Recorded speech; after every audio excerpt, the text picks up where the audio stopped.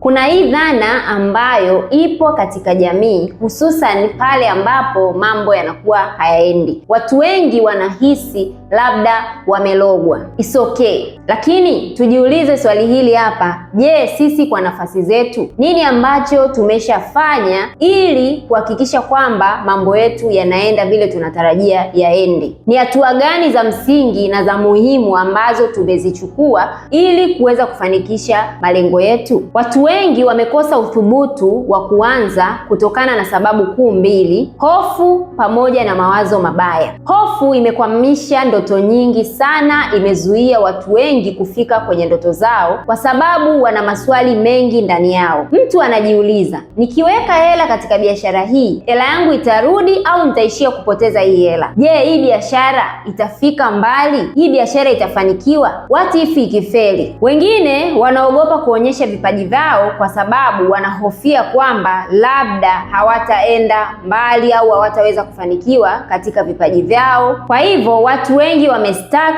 kwa kuogopa mambo mengi. Wengine wanahofia ndugu zao, labda fulani atanionaje, jamii itanichukuliaje, mambo kama hayo. Hofu ni adui mkubwa sana ambaye amekwamisha ndoto za watu waliokuwa wengi. Mawazo mabaya. Mawazo unayojiwazia kila siku yana nafasi kubwa sana ya kuamua kule unakoenda na kukuamulia kabisa maisha yako. Mfano, mawazo ya kwamba labda mimi siwezi, labda mimi kipaji changu sio kikubwa sana, labda mimi ninakotokea sio sehemu nzuri sana, au background yangu sio nzuri, familia yangu nilikotoka, labda tu mimi sistahili. Watu wengine kuna namna wanajiona ndani yao, wanahisi kwamba wao hawawezi kuwa kwenye hizo nafasi, hawawezi kuinuka, hawawezi kufanikiwa. Hayo mawazo yamewakandamiza kwa muda mrefu sana na yamewazuia kuweza kuchukua hatua, kwa sababu usipochukua hatua huwezi kupata matokeo yoyote yale. Sasa